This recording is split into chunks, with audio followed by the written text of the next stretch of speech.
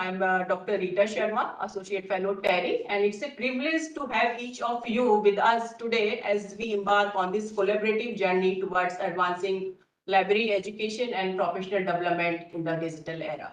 So as we know that one central hub for physical knowledge, libraries are transforming alongside the digital revolution.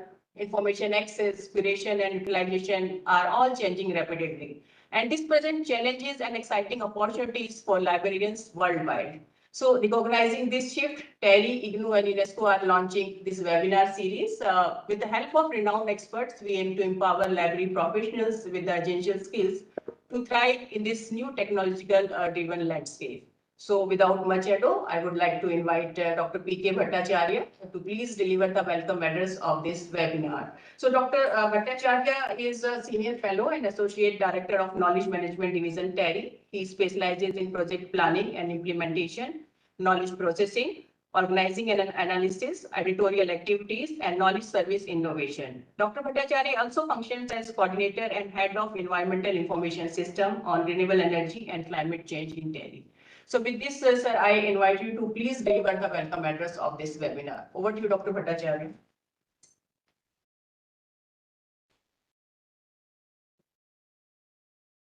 PK, unmute yourself. Thank you, Rita. And first of all, it's my privilege to be present before you. And I believe, Matthias, you can hear me and you can, also. Good. Thank you, PK. Yes. Yeah, fine. Yeah, thank you. Because all others we have checked. See, you are the only one left, so I thought, let me check beforehand. Anyway, it's esteemed experts, our participants. So, it's a very, very warm welcome from TERI, IGNOU, and UNESCO. So today we are actually, in a juncture where libraries are undergoing change, particularly guided by the ICT applications, and every day it is changing. As the information evolve an unprecedented space, so success depends on how library professionals are empowered. And that is a mission for all of us today, so that people gets empowered and they learn the changing paradigm of ICT applications in library. So why it is required? Because we have observed in the past that during COVID, tier 1 libraries, they survived, but the other libraries in India, they have to shut down their doors before the users. So usually what happens, we have seen that ICT adoption takes years for many libraries, particularly those libraries where librarians are not skilled enough or rather shied off from the application of ICT, what they are, and they are scared of such changes. So this has resulted into loss of advantage, early movers advantage, what they can adopt, or as a you can say this discipline, library as a discipline, it has dented our professional aspirations as well. Historically, if you see that after adopting internet applications, e-databases, digital library software, other softwares, open access softwares, then CMS and all, we are now entering into the age of artificial intelligence and machine learning. Now, government has been supportive enough. A lot of policy changes are happening. In fact, more than 1,050 billion Indian rupees, or in Indian terms, more than 10,500 crore budget outlay was sanctioned by the cabinet yesterday itself. So primarily that will be used for AI application development and infrastructure development in Indian perspective. Majority of the funds will go to industry and other government agencies development, but education and libraries will also be asked that you develop your own artificial intelligence means tools and technologies So we need to prepare ourselves for this change, which is coming and definitely is coming far more speed than what we have expected. So, it needs a lot of, unskilling, reskilling, upgrading your skill set is required in the process. So today in this webinar, we will, see how different technologies can be adopted, particularly from the perspective of AI.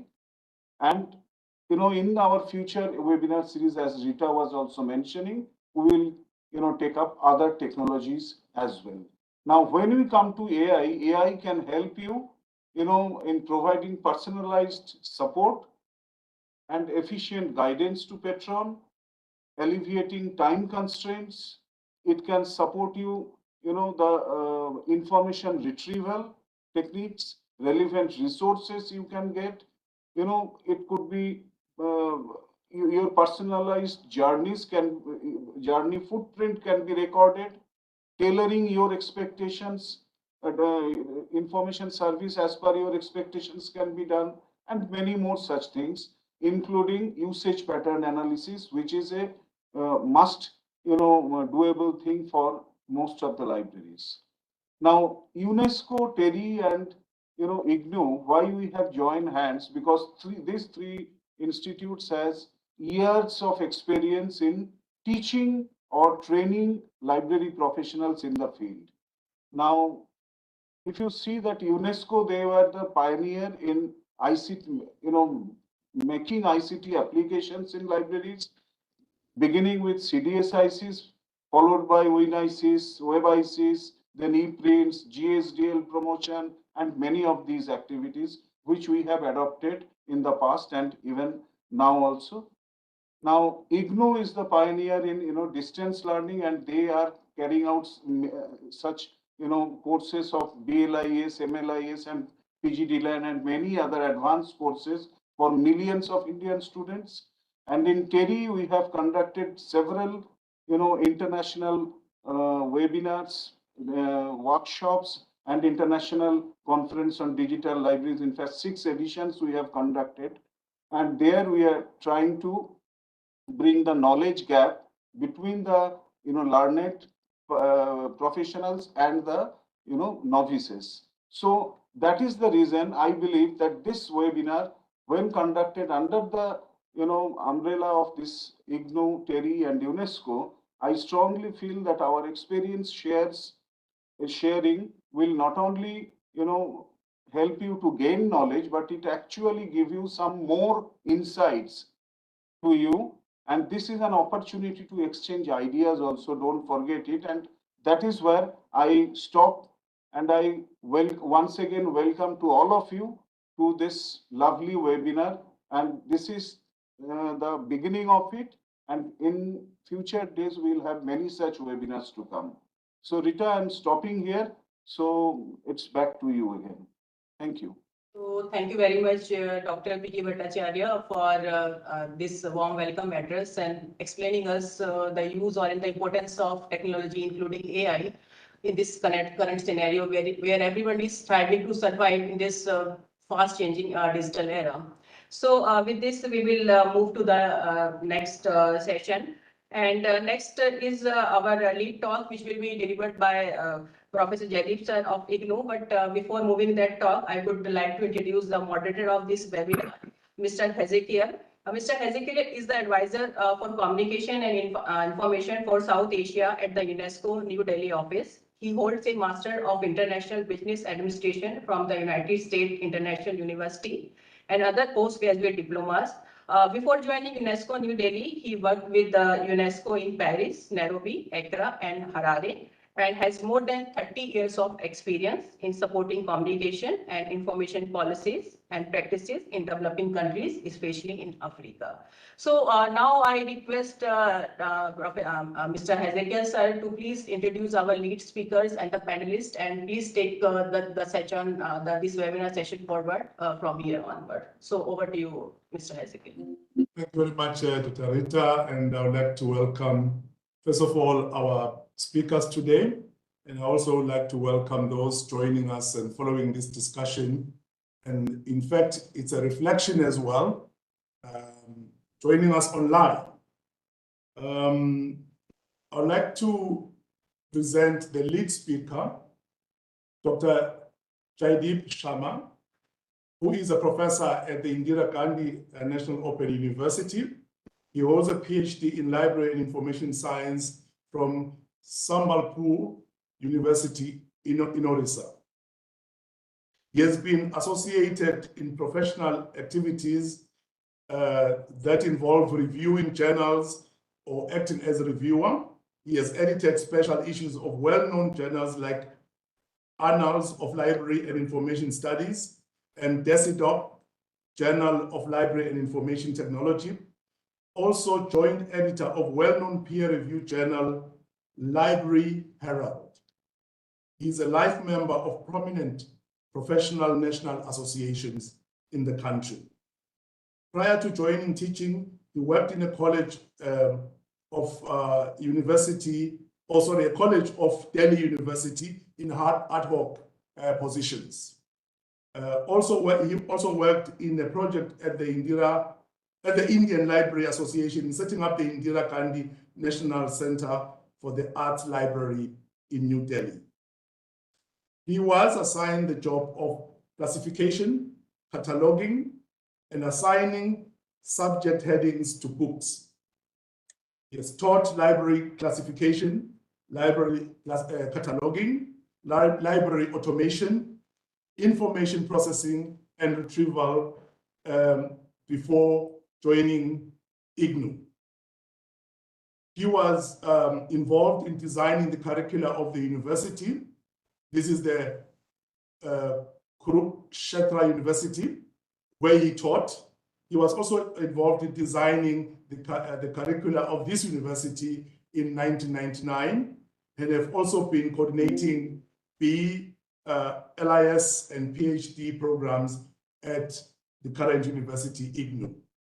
So with that introduction, I would like to invite Dr. Sharma to please make his lead presentation before we move to the panel. Thank you very much. Over to you. Thank you, Mr. Eskil. I think I'm audible. Are you able to hear me? Yeah. Yes, please. Very good afternoon and good morning to my colleagues here. And I would like to clarify in the very first instance that I'm not the lead speaker. I'm the lead speaker in absentia. My colleague, Professor Uma Kanjilal, was to be the lead speaker. And since she is busy in a meeting outside, I'm acting as a stepney here. So without giving any thoughts to what to say, I'll just come out with what I have in my mind and heart while teaching my students here in distance education and also acting as a librarian when we talk of use of technology in libraries as well as library and information science education. Particularly, the most current and hot topic these days is artificial intelligence. Though we have an aim to empower our library and information science professionals in the digital age with all technologies. And when we say librarians, we mean to say librarians while they are working and practicing the art of library science, and also when they teach library information science to the future generations, the young professionals who are to enter the profession. So when we have been seeing the use of artificial intelligence, and even prior to artificial intelligence and other technologies, there has always been a fear amongst the professionals whether it is going to replace us. And all the more the fear is there because of late there has been a feeling in the society that libraries are no more required. And what will happen? What is the future of libraries? We are trying to find out ways. We are trying to redesign our libraries. We are trying to redesign our services. We are trying to convert our libraries into community spaces. And thus, there is a fear amongst a cross section of the society regarding the missing philosophical and the scholarly aspect of libraries that we had. We are moving more towards libraries as infrastructure, libraries as spaces. So we need to really think in terms of all these aspects when we talk of including technology, and particularly technologies like artificial intelligence, which are going to replace human beings.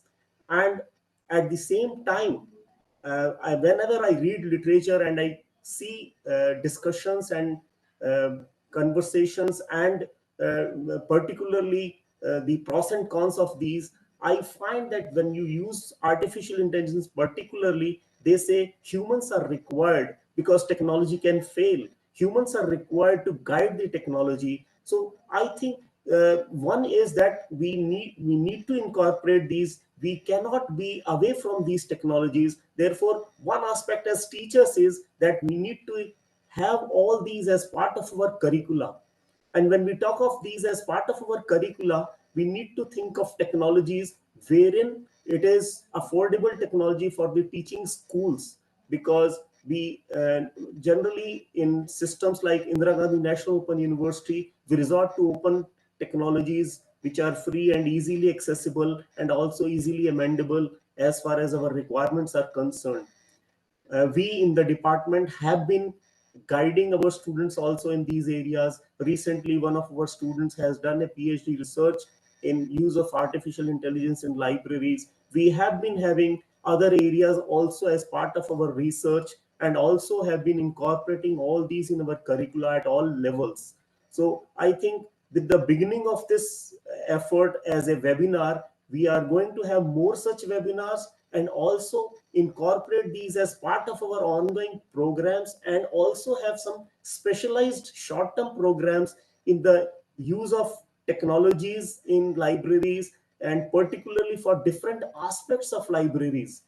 That I think will really bring in the desired results, the way we want to really apply these in library information centers.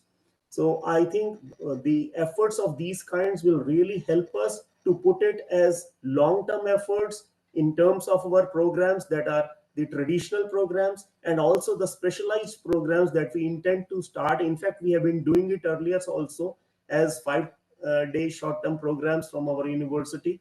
We will be doing more such programs. So the type of presentations that we have today with the three panelists that we have today, this will give us a lead towards designing these programs in a better way. Thank you all, and let us hear from your end. Thank you, Dr. Rita. Please continue. Thank you very much, Dr. Sharma, and you have really highlighted the main concern for information specialists, librarians and others, those who work with information, that fear if AI will replace our professionals in libraries and archives around the world. Also have assured us that they shouldn't be, because we still need them to guide the technology. So thank you very much for that. And I'm sure this will be elaborated on as we move forward. So now we will move to the panel.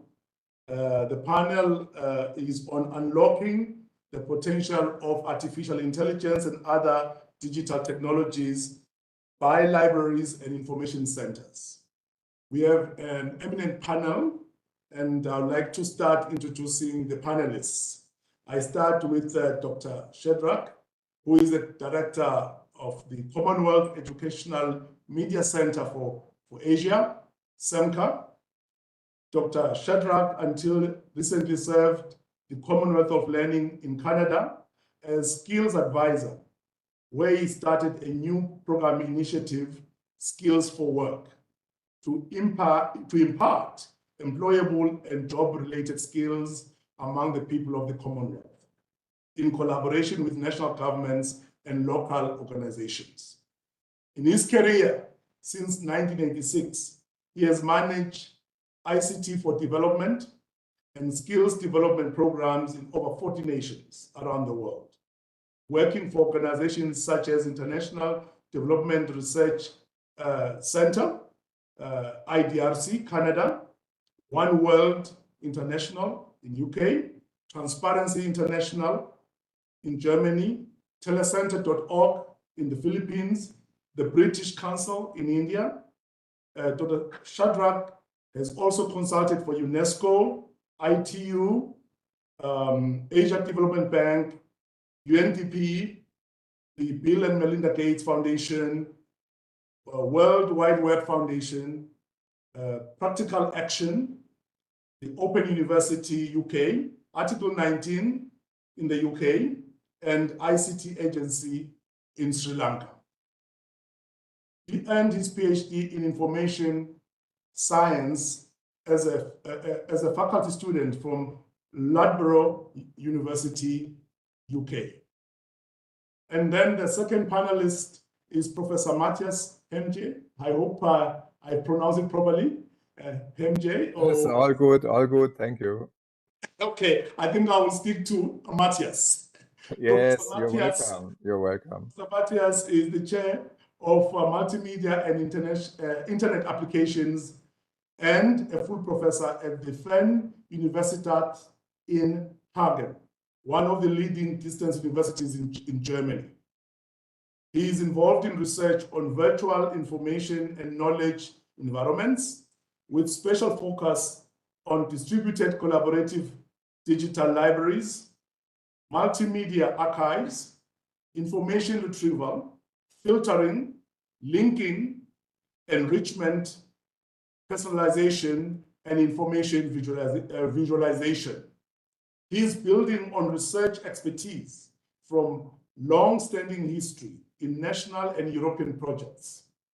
His primary research interests include information retrieval, multimedia databases, virtual environments, information visualization, human-computer interaction, and multimedia. He also guides research in the area of content engineering, knowledge technologies, AI and ML-based systems, as well as collaboration and e-learning support systems. I move on to the last but not the least, Dr. Shantanu Ganguly, Director, HDFC Library at the Ashoka University in India. Dr. Shantanu is currently working, as I said, at the Ashoka University. He has served some of the leading organizations of this country, that is India, in responsible positions.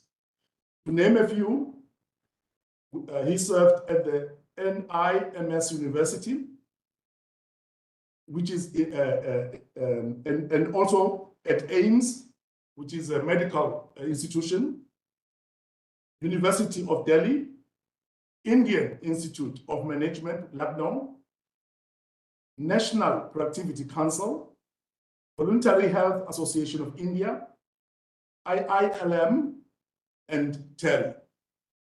He is also editors of reputable journals and newsletters such as World Digital Library, the electronic newsletter on renewable energy and environment. He has published several papers in India and abroad and delivered presentations across the globe on contemporary and emerging trends in various fields of study. So again, I want to welcome these eminent panelists today. And I would like to invite Dr. Shadrach to please perhaps make the first presentation, and then we will move from there. Over to you, Dr. Shadrach. Thank you, Dr. Dilamani. Thank you, Dr. Rita Sharma, for inviting me to speak in this important webinar that you have put together.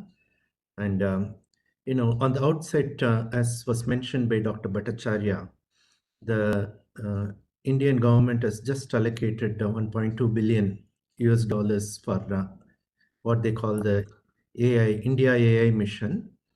But India is not alone. Globally, almost every country has invested in AI missions in their own respective places.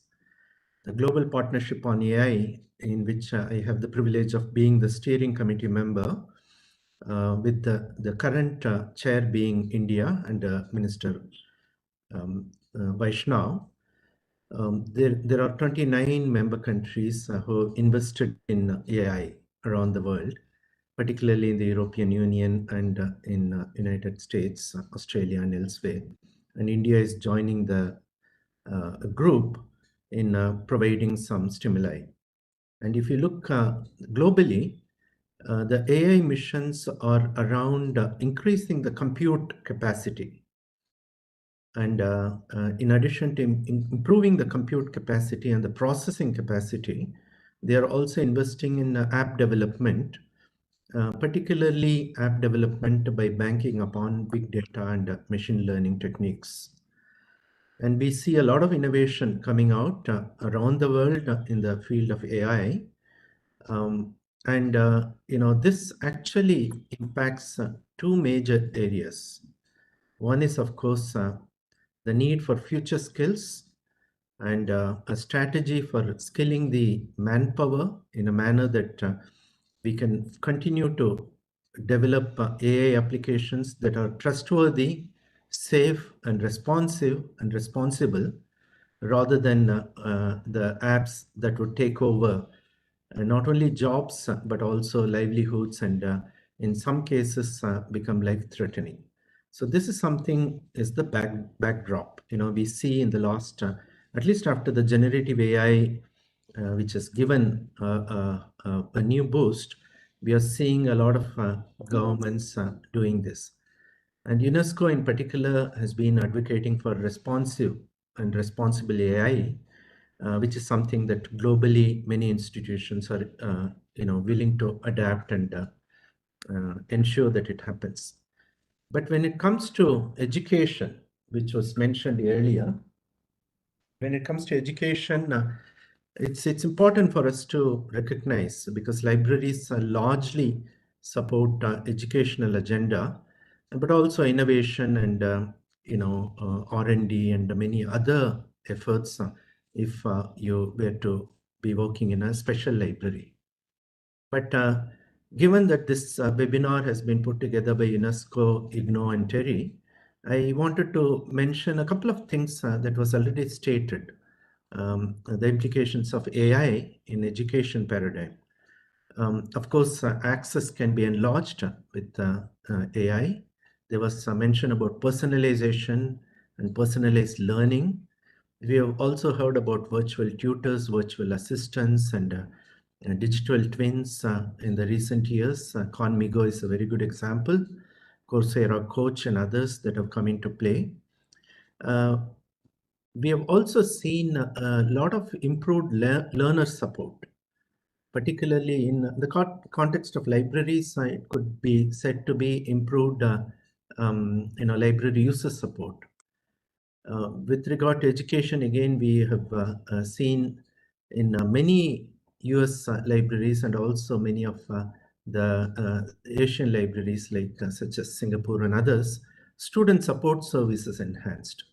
We've also seen the impact of AI in assessment techniques, grading, and looking at the ways that teachers can exploit AI for doing many of the routine things, but also certain pedagogical oriented things, so that the teachers can concentrate more in the areas that they are good at.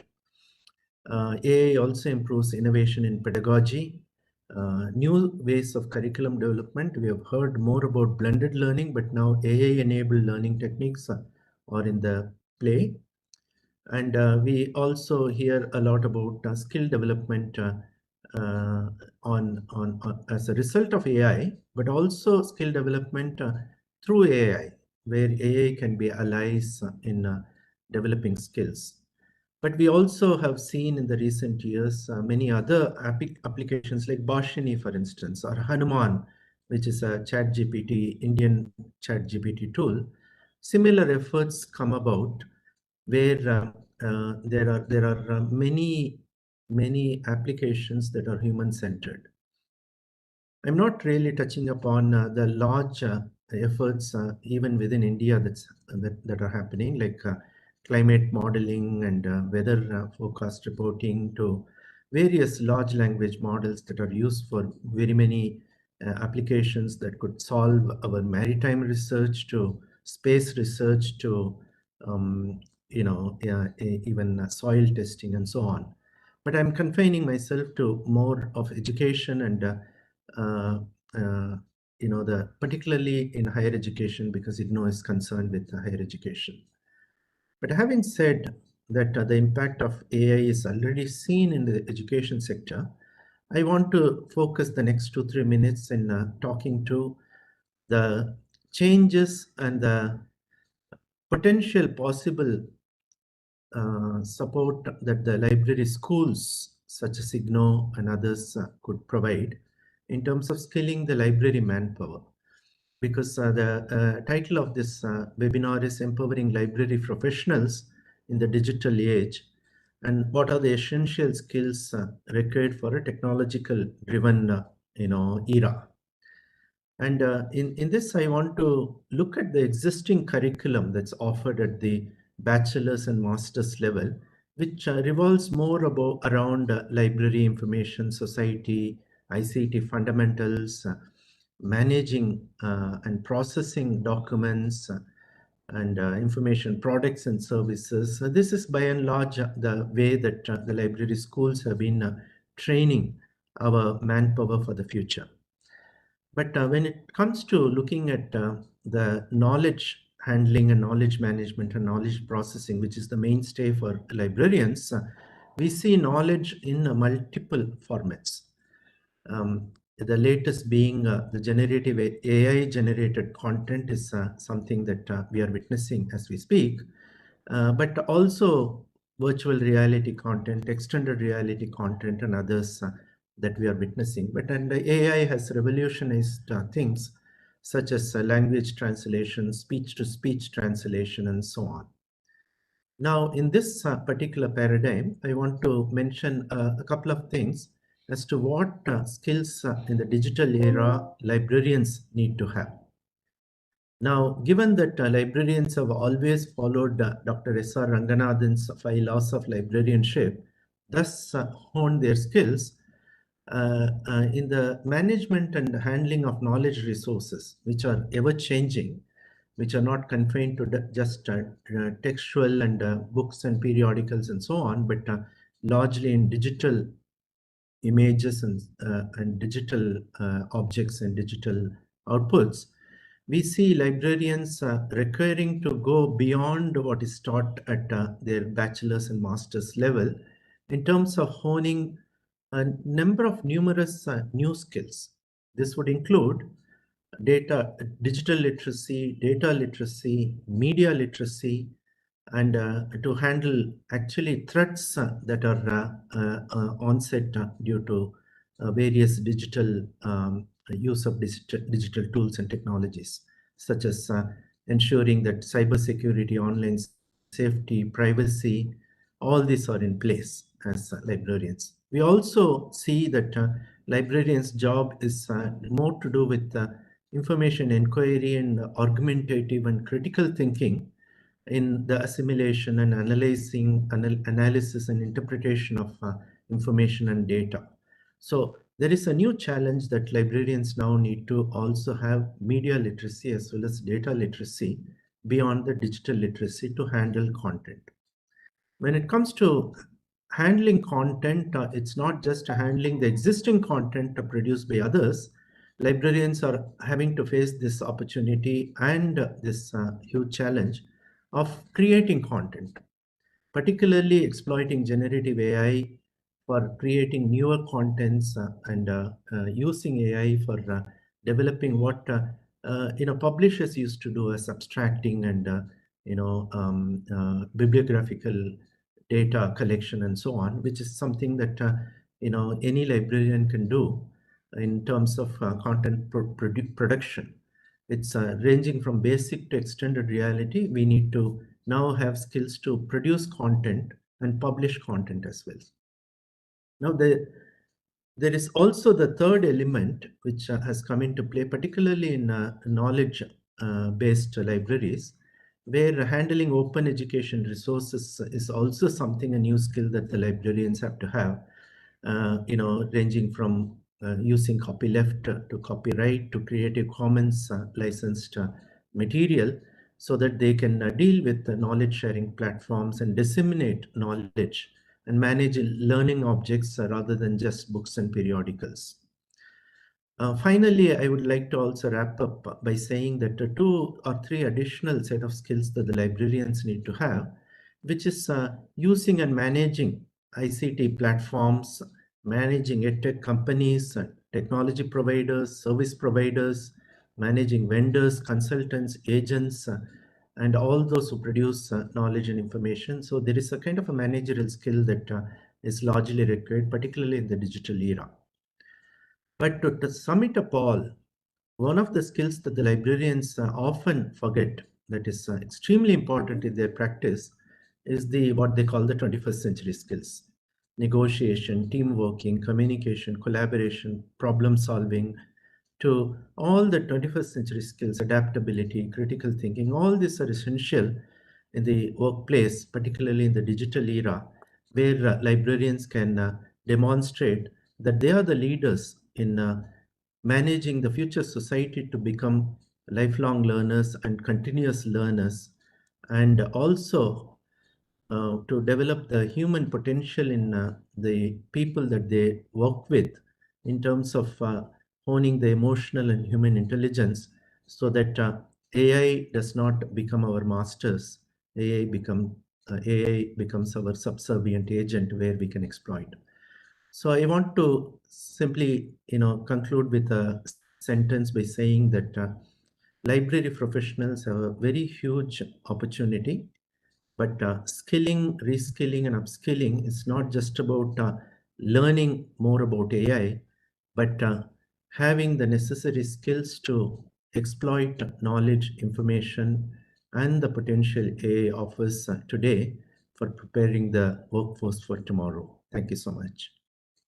Thank you so much, Dr. Shadrach. And you have highlighted that countries are investing in AI, which also means that it will be a major field or a major area of development for many countries, or at least it will be involved in major development initiatives of our countries. I think that is one thing to realize. We have also really gone into great detail explaining that we need new skill sets, or we need to develop new skill sets around this technology. And that will help us also to work in a different way from the way we've been working all along. Thank you very much. We move on to Professor Matthias, and I invite you to take the mic. Over to you. Okay, thank you very much. I'm sharing a short presentation with you, and hopefully you can see it. Yes, we can see it. Please.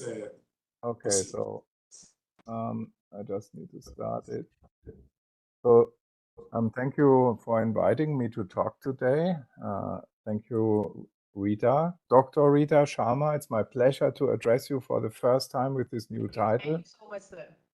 Thank you, PK, and all the colleagues, and thank you also for introducing me today. And I would like to give you a little bit of insight on what kind of machine learning and AI potentials I can see in my recent research work in the context of digital libraries and their applications. Yeah? So I would like to give you a little bit of background what kind of digital library system we are using. It's called KMEP. And what kind of projects we have done in this digital library system with different areas of research involved. So it's medical research that has been trialed, and it is digital humanities research that has been trialed to give digital library support, including machine learning and artificial intelligence support. After that, I would like to come up with some conclusions also related to the question of upskilling and reskilling of digital library human resources. So we are working since many years on a so-called knowledge management ecosystem technology, which is a system that is on the one hand supporting traditional library tasks like content and knowledge management, but on the other hand, it is also serving the purpose of transforming this content and these knowledge resources into e-learning objects. So we are working in the context of an open university in Germany. So whatever scientific content we get into our archives, we also try to transform it into learning objects for our teaching. So let's not go too much into details, but this system, this knowledge management system, has a digital library. And the digital library is mostly harvesting scientific results, like, for example, scientific papers, and they are ingested from different sources. We can support different formats of ingest, and we can wrap it, and we can, in this way, get digital library content into our system and store it in a cloud-based way, so that we have sufficient storage and computational resources to support the traditional tasks of metadata management for classifying and indexing publications. And we can also use more advanced taxonomies for cataloging, searching, browsing, and also faceted browsing. So that's all that you know from the past. If you know that digital libraries primarily serve an information retrieval task.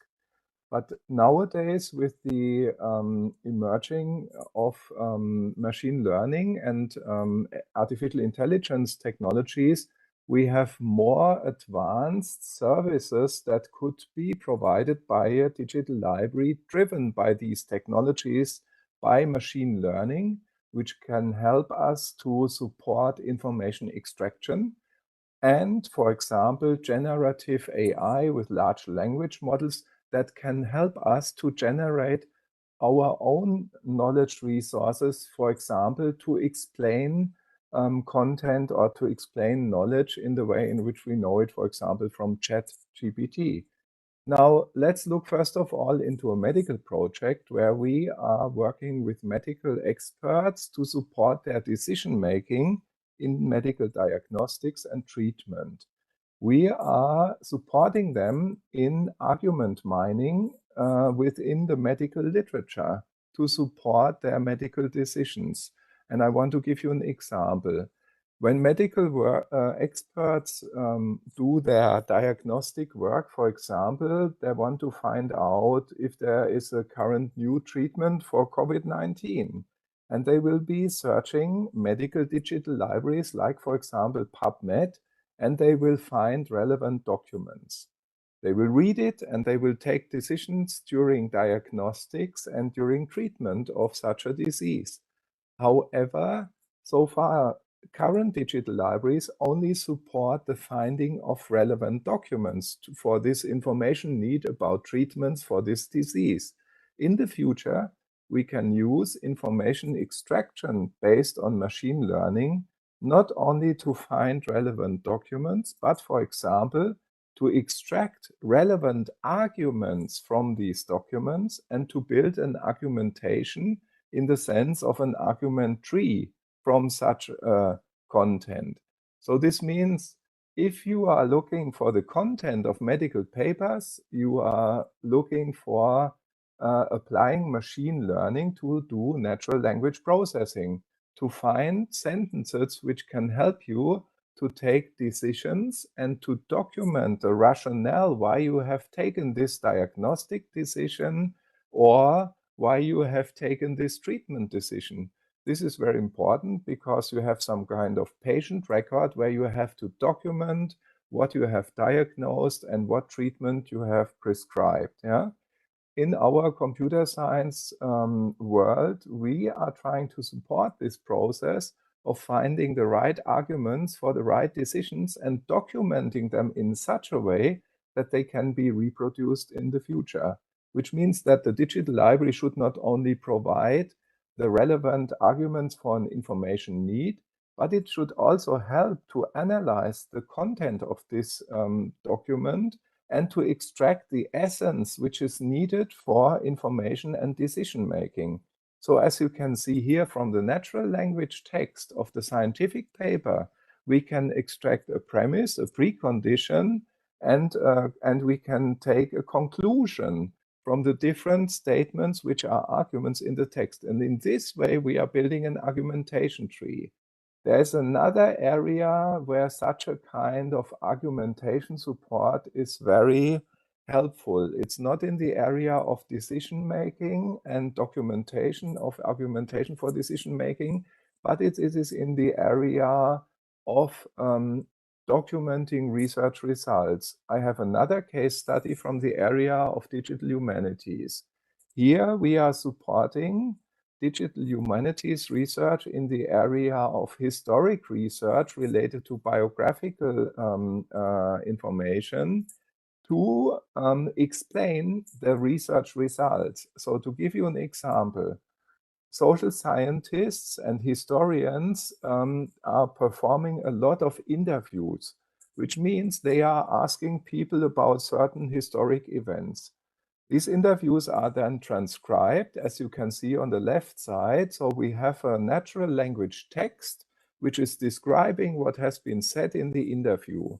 And as you can see, now the researcher, the social science researcher or the historic researcher will start to analyze what has been said and will start to bring together a scientific argument where he is observing some social events or some social science events or some historic events, which he is then combining, putting together in a scientific discourse into an argumentation, and he's publishing it in a paper, in a scientific paper about his research observations, his findings, and why he thinks this is something relevant for the state of the art in his scientific domain. So he is really working on material that he has collected during an observation, during a study, and he is transforming the results of his research into a scientific publication. Also here we can apply machine learning and AI technologies in many places. I would like to show you a model which says that in such a digital hermeneutics process, you are first capturing the material. So in the sense of this application that I have just shown you, for example, the transcription from the audio signal of the interview to the text can be done by machine learning technologies. The extraction of relevant observations in the text can be supported by information extraction based on machine learning technologies.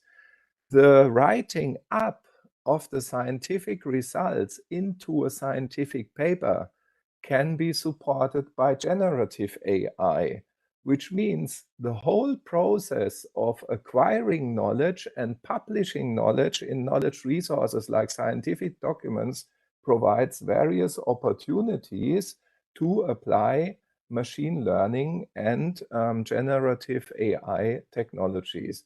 Of course, if digital libraries would like to support such processes, they would need to give further services about analyzing documents and generating new documents from scientific research findings.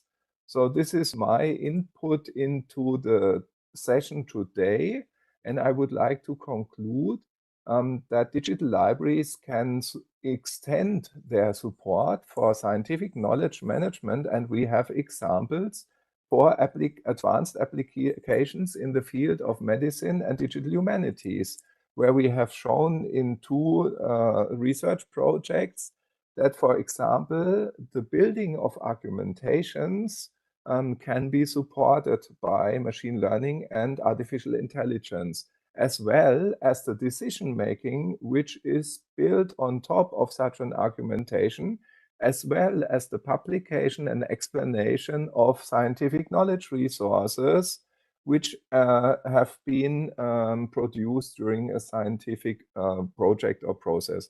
So that's it from my side today. I'm looking forward to the remaining presentation and the discussion afterwards. Thank you very much, Professor Matthias. You have given us really specific information about the knowledge management ecosystem that is driving digital libraries in your institution. And we have also highlighted certain specific applications and cases that have been experimented and put to use, especially around using argument mining and other applications using AI and machine learning. Thank you so much. And now we move to Dr. Anguli, and I invite him to take the floor. Over to you.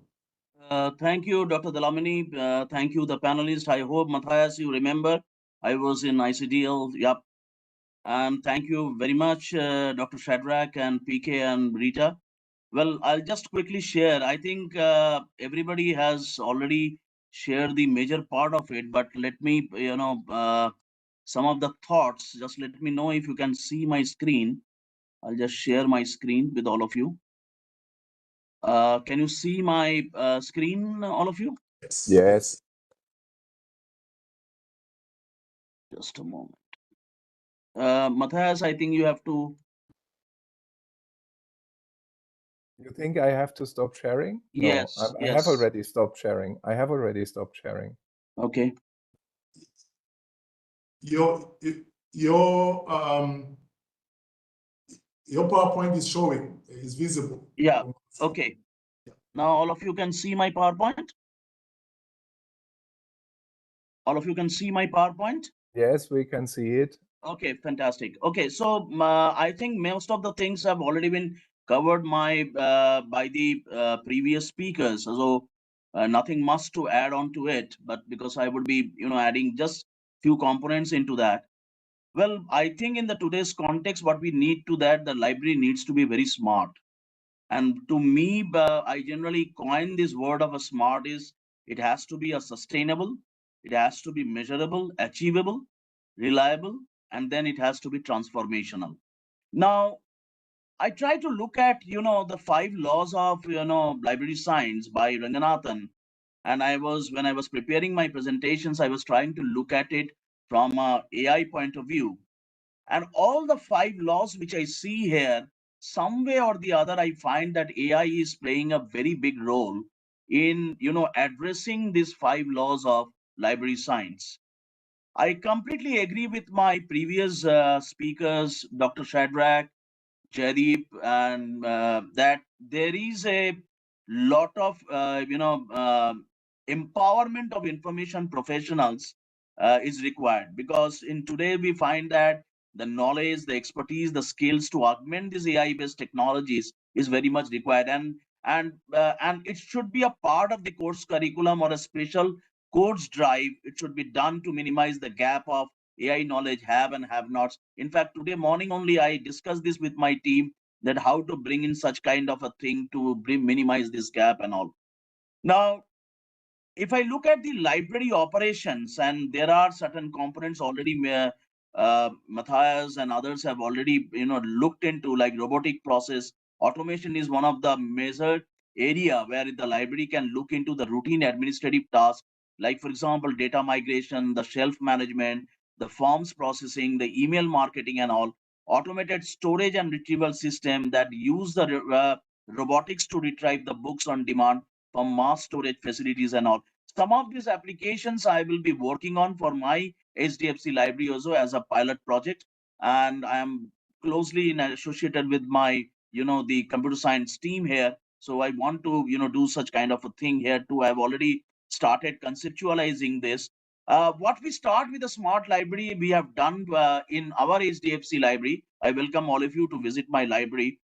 We have now sensors and we are saving the energy, and we have the sensor based lightings and all, which is completely in every floors. Whenever there is a, even if we have seen in many libraries when people are not sitting there, even the lights are on and everywhere. So there is a lot of consumption of energy takes place and all, and it incurs a lot of cost. So it has helped us to look into it, and so we have used a lot of sensor based or sensor-based, lighting systems in our library. We have a self-service kiosk, and we have personal computers which can also be controlled remotely. Or we are trying to look at that also. Patrons will engage with the personal digital assistants to search for and retrieve the materials. In fact, we are coming up with a new My Library portal now, which will basically work on this particular area. User services, AI-driven chatbots, where people have already people have talked about, and we are working towards bringing out a much more effective chatbot now, and accustomed to 24-hour service it can provide, because it needs a building up a lot of FAQs, and we are putting together on that, and we are trying to develop. Myself and my team is basically working on it, and very soon we will be launching this AI-driven chatbots also. And we are also towards the using the AI tools to service recommendations on the previous searches and borrowing patterns of the people, and ensure personalized intuitive services, and also offering the increase the born digital materials, because a lot of informations materials which are available, which are sensitive, non-sensitive elements, which we can also through the AI applications we can bring it out, and we can really look into on those areas. Another area which was very important, which we are working towards it, basically on library analytics, like data analysis in libraries generally relies on the static data, like for example, through circulation usage records stored for later analysis, eventually manipulated to answer specific, like which book is missing from the collections, when do most people visit the library and all. So some of these questions will be answered in a much more basic way, because these are all basics, and using the AI driven data to identify these patterns in real time scenario, library professionals can convert this information into management and planning strategies for designing the better services on these areas. Some of the improved information retrieval system, like AI-powered algorithms, enhance the efficiency and accuracy of the information retrieval systems by analyzing the vast amount of data of the user behavior. In fact, we are looking into that, which are the books which are most used by a particular faculty or a particular student. So if just like in your Amazon or any other platforms which pop-ups that I am selecting a particular book, but it also gives me parallelly some recommendations to me that these are the other titles which are also available. So probably we are going to work on these areas too, and we are going to bring out this particular kind of a process into that, and this saves a lot of time of the user, and overall it increases the user's experience also. We are also trying to look at the personalized recommendations, like users the preferences based on their browsing history and all, academic interest, and personalized recommendation for books. So we are working with that My Library app to bring in more AI applications into it, and also to discover new resources, explore topics, because one of the important component which we discovered during this, because we subscribe to vast amount of resources and all, but what is most important today, which I find that we need to have a contextual based contextual based searching, which has to be an AI driven, which deep dives into, which is with the help of deep learning, it goes inside the text and brings out the resources for a new kind of things. And there's a interdisciplinary, like for example, Matthias was showing the CAME project of where the social scientists and the other people are coming together on his hermeneutics, the CAME model which he has developed, where both the people can come together. So probably contextual searching, we would be working on those areas. Intelligent resource management, like natural language processing. In fact, we are working with our department to work something on literatures of India. Now, right now, we are picking up a lot of literatures in hard copies, but probably we are going to have a AI-driven model on that, and we are going to work further on this. And there would be a lot of optimizing the usage patterns as far as the the literature resources on these areas are concerned. We're trying to look at much more resource management which can help us on this.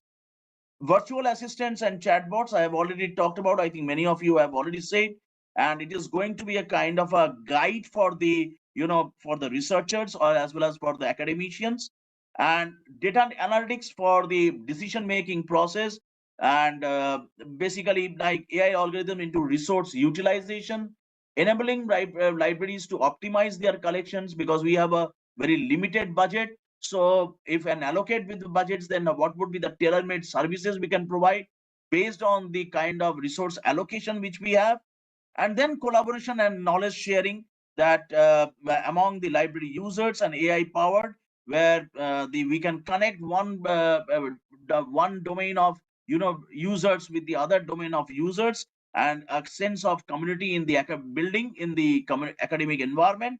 And also for AI for cataloging and classification systems, because there are even on the cataloging and classification systems, the AI driven has given a lot of giving a lot of privilege on these areas, because I have gone through some of the interesting case studies. I will highlight some of them which are helping in the cataloging and classification of the resources also. Another area which we are working towards is AI for predictive analytics. Like AI can provide the valuable insights from the predictive analysis, like the user behaviors and all the future needs, and it can also plan their services and resources more effectively. And some of the potential benefits, which I think others have also spoken on this, is accessibility, the efficiency, the data-driven decision making. These are the three major vital areas where it will guide the libraries for a more informed operational decisions if we look at it from a library point of view. It will enhance automatically the user's experience, just like, for example, the Facebook has come up with an automatic alternative text tool which uses the AI to identify the objects in a photo and create a caption that to a text to speech engine. And in fact, we are also trying to look at in some of the old resource, some of the rare resources which we have. We will probably in the coming years we will be working on those areas, because, like, for example, we have a huge collection of rare books, we have a huge collection of rare resources with us, so probably we would be working on, and we have a very big archival systems here in SDFC, in our Ashoka University, so probably we will be working on those areas too. And data driven decision making, like, for example, resource allocation, opening hours, operational matters, it will help a lot. Technological constant is always there. Like, for example, I talked about digital literacy is a very big thing. In fact, a report was published by UK that how the digital divide is not just about access to technology, but also the ability to use it effectively. A news article came from Japan where it was highlighted that how libraries are struggling to keep up with the rapid advancements of technology. And privacy and ethical concerns is a major area where because we are going to have all the users data with us, so we have the sensitivity is always there. And especially in some of the important sectors, like we also work on the healthcare and biological sciences. So how much we should put it up on a social media platforms and all, how the AI is going to impact on the social media platforms and all, those areas we need to really look at. And cyber security, cyber privacy and all, these are major areas for thing. Context indexing, I have already talked about. So AI powered indexing tools are there, which automatically goes through the assign the keywords. I think Matthias has already shown that how he is doing it in his project, the semantic ontological systems which are there. And we also started working on the towards that thing. Enhancing the discovering tools like images, articles, theses, that is going to be integrated from different subject domains, and we are working towards more I would say more defined and refined, both defined and refined metadata into for the more discoverability on these areas. There is an example of the Library of Congress. Quickly, I want to highlight here. Machine learning algorithms helps to categorize and organize their digital materials, making them easier to access and use. Stanford University have done their AI studio actually in 2018, where their artificial intelligence can assist the staff with internal information processing system. In fact, we have gone through their case studies also in that. University of Rhodeland, they have used it to give students and faculty opportunity to do research and also to explore social and ethical, economic, and even artistic implication of these emerging technologies. Another area where Stanford has also started looking into is speech recognition. Like, for example, late poet Allen Ginsberg's demonstrating on AI in digitizing the preserving the historical records and all. Automated processing system and optimizing the collection management, where operational efficiency, effectiveness of service ultimately reduce the operational cost. There is a, before I end, I want to see that IFLA statement on libraries and artificial intelligence. And in that statement, they said that policy statement aims to outline key consideration for the use of these technologies in the library sector and suggest the roles which libraries should strive to take on in a society with a growing AI integration. So thank you very much. I would be happy to answer any questions to that. Thank you. Thank you very much, Dr. Ganguly, and you have highlighted some very specific reflections around the roadmap that you have developed for your library, for your AI-driven digital library, and some of the applications that we have already considered, such as library analytics, retrieval systems, information retrieval systems, virtual assistants, intelligent resource management, but you have also brought in some thoughts or some reflections on privacy and ethical concerns. And I think with that, I would like to just thank all the panelists for their reflection on this topic. And I would like to now move to the question and answer session. Perhaps, Dr. Rita, you can direct us here if we have questions in the chat, or you will present the questions as they come. There were few questions in the chat box, but our panelist has already answered these questions in the chat box itself. Okay. Well, with that, then I hand over to you to take us forward to the next session. Lamini, can I just have a quick question with Matthias Hemse? Please, go ahead.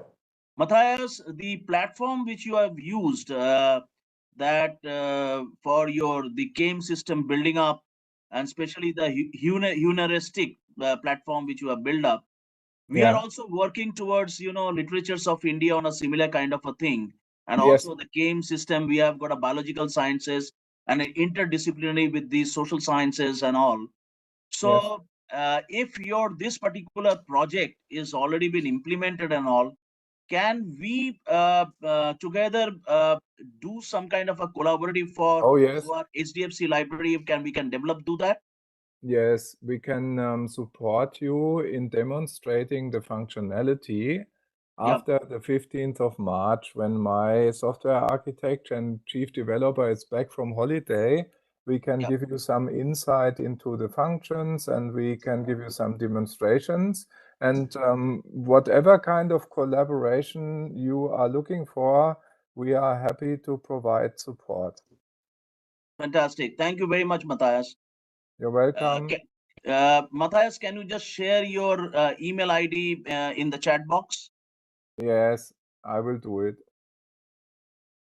Well, there is a question by Dr. P.K. Bhattacharya. What training a present day librarian will require to adopt AI? So anyone of you would like to answer?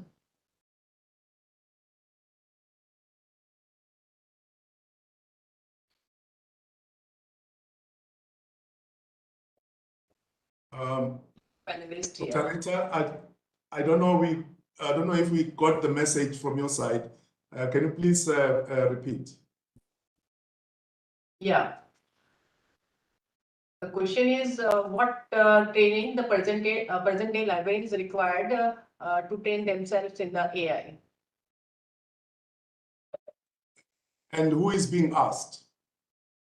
Anyone, Anyone of the panelists. Okay. I hope the panelists got that.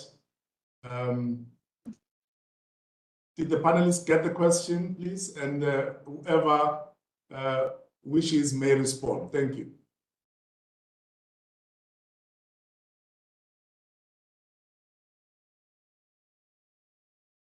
So did I understand correctly what is needed to train people in AI technologies? I think this is a very good question. I can try to answer it. So this is really a challenge, because AI technologies as of today require a lot of computer science skill to be applied, because most of them I would not say they are in an experimental stage because they can already be applied productively, but only if you have programmers to integrate them into your library applications and services. So I think the greatest challenge at the moment for the technology providers is to provide these machine learning and AI technologies and tools in such a way that they can be easily integrated in standard applications. Yeah. So in the past, something like this was called plug and play technology. Yeah. So you could download an extension to your system, and it would work with this extension without any further technical problem. Unfortunately, in the area of AI and machine learning, we don't have arrived in this stage of ripeness yet. So this means you really need to make sure that you have people with computer science skill that can support your library staff in setting up AI and machine learning based services. I'm very sad to tell you this, but this is, at least in our experience, the current situation. Yeah. So you need to have a collaboration between technical experts and library experts. Yeah, Professor Matthias, I agree with you on this because the library information science course has not been revised so much, and it is not so technology oriented, or maybe modern technology oriented like AI, ML, and DL. Number one. Number two is that we need to understand that these AI, ML, and DL courses, these are not just a 1 year or a short term courses, but these are basically computer science people. They study for almost 4 or 5 years. They develop projects and all. But what we are doing exactly in I'm trying to do is in Ashoka University is that there are a lot of students who have opted for computer science as their subject and as a part of their project and all. I'm trying to work with them. Now, what is most important today is that, are we enough knowledgeable that on which particular area the AI application is required? That is the first fundamental thing. We need to find out that niche area where that AI ML application is required, because AI ML application cannot be in the entire library, but it can be, like I talked about, enhancement of the services, or getting into the contextual searching and all. These are some of the very like, for example, I am working on literatures of India, where NLP will be used there. So I mean, I am not an expert on NLP, but I will be working with my team here to which are the resources, or what kind of metadata should be created, or a semantic would be created where these kinds of platforms will be used. So there is a synergy exists between. Hello. Yes, sir, We can hear you. Yeah. audible. Okay, so there is a synergy exists between the library science professionals as well as with the the technology professionals. Okay, there is another question. How can libraries ensure the quality and integrity of data used to train AI and ML models, considering potential biases and limitations?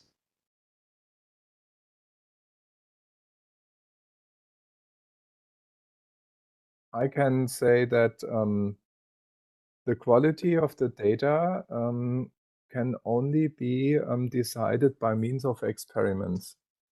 So you need to, first of all, collect training data to train your models, and then the models can perform certain kinds of predictions, yeah? Or can perform certain kind of information extractions, or can perform certain kind of generation of content automatically. Whatever you are trying to achieve, whether it is information extraction or classification or generation of content and explanations, you need to make sure that you are testing the models after they have been trained on their accuracy. Because only if you have collected the right training material, the accuracy of the model will be satisfactory, and you have to test this before putting it into application. So this is a very, very general answer to a very delicate process that is very important for the success of machine learning and AI technologies. It is not the case that you can take off-the-shelf models and just apply them, because they all need to be adapted to your needs and to your application and to your service offering. Yeah, Dr. B. Shadrach has raised his hand, so yeah, please. A couple of very basic suggestions. First, if the library community would want to enhance their understanding of AI, there are very many basic courses that they can sign up. There are umpteen free courses that explain to people in layperson's language as to what is AI and how AI impacts society at large, and particularly in the context of libraries and information management, how AI can be an instrument. So there are quite a few courses of that kind people can sign up. People can also understand how machines think, how machines act, how machines learn. So there are very basic rudimentary courses. But on a practical side, although we could aspire to have a lot of mega projects, prediction to kind of modeling to whatnot, I think my submission would be for the librarians to think about not LLMs but SLMs. There are quite a few projects on the basis of small language models that people could try, and chatbot is one such opportunity where they can curate a knowledge base at the back end and to train the bot to answer the queries that people might have. So many libraries have used chatbots as the first step towards using AI tools in their daily life, and it's again not rocket science. They can always work with a small startup, AI startup, to begin with starting a chatbot for your users to experiment with this. And here we need to be mindful that librarians cannot really solve the data issue. When it comes to large data and big data, it's beyond the current remit of what many librarians are expected and tasked to do. But within their realms, they can always try certain AI techniques and tools which are low-hanging fruits for them. So I would, to build confidence amongst librarians, I would encourage people to start small. Don't really talk, too big in jargons. It's important for you to start small and gain understanding, and then slowly build your competence in tackling this. But largely, whether you like it or not, at every facet of library services, AI is likely to impact. It's not a question of where you begin, how do you prioritize. You could prioritize to begin learning, but over a period in the next 20 years, you're going to witness a sea change in the whole profession. Thank you. Yes, Dr. Gaudi and then Professor Jaideep, sir. I think Matthias should go first. Okay. I just want to thank Professor Shadrach for the advice with respect to the data. So we can take this up and we can say it's not only that librarians need the support of the computer science technology people, but also of data scientists that can help them to collect and evaluate the quality of their data. I think that was a very important point that you made. Yeah.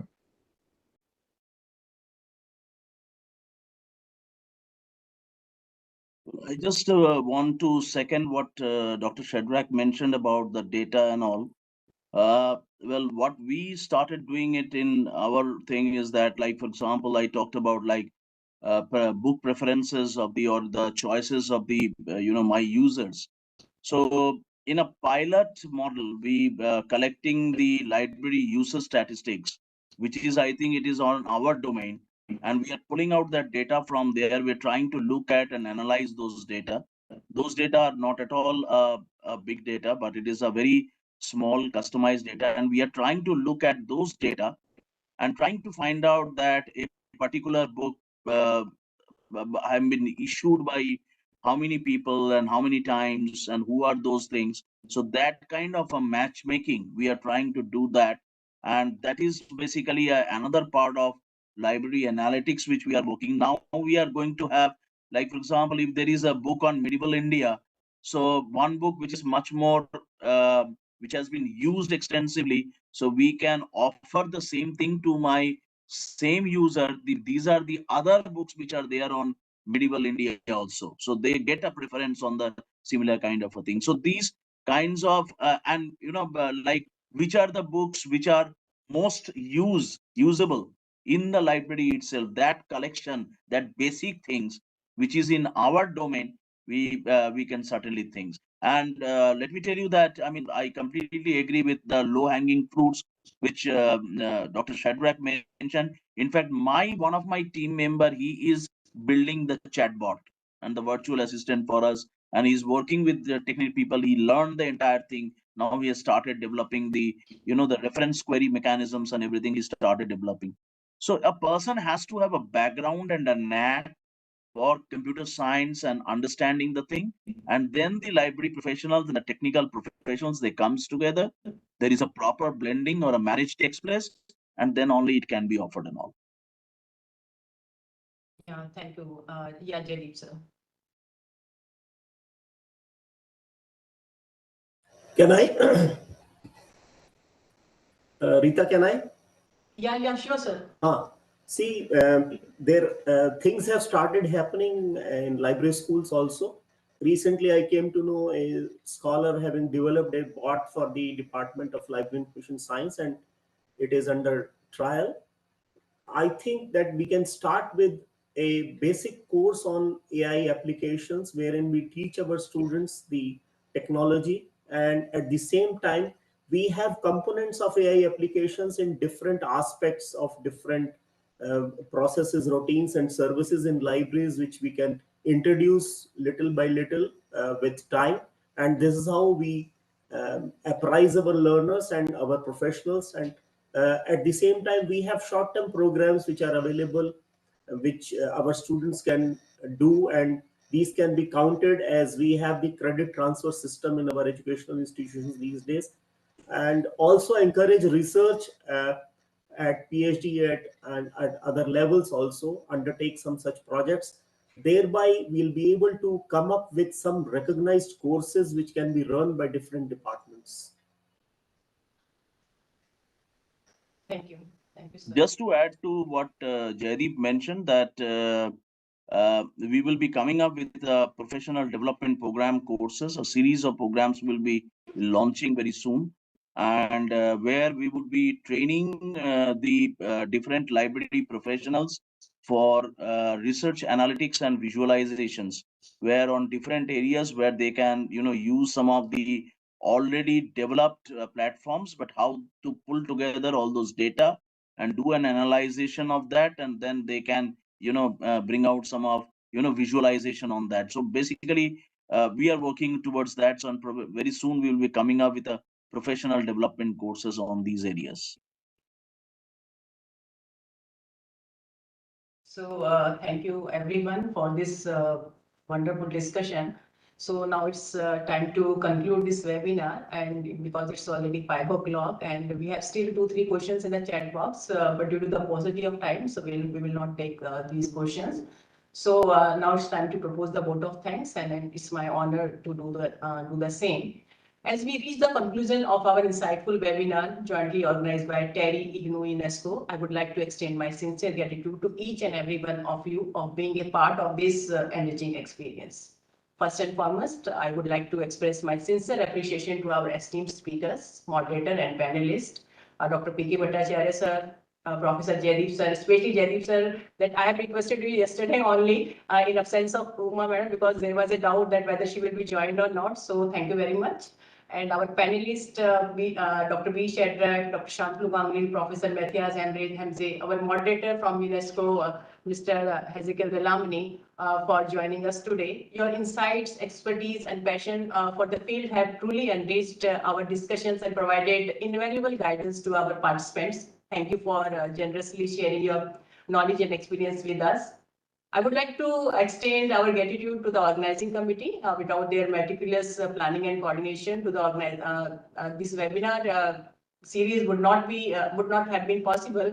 Your dedication and hard work behind the scene have ensured the smooth execution of this event, and we are truly grateful for your efforts. A special words of thanks to our partners, IGNOU and UNESCO, for their collaboration and support in hosting this webinar series. Your commitment to advancing library education and professional development is commendable, and we look forward to future collaboration that we will continue to benefit, the library community.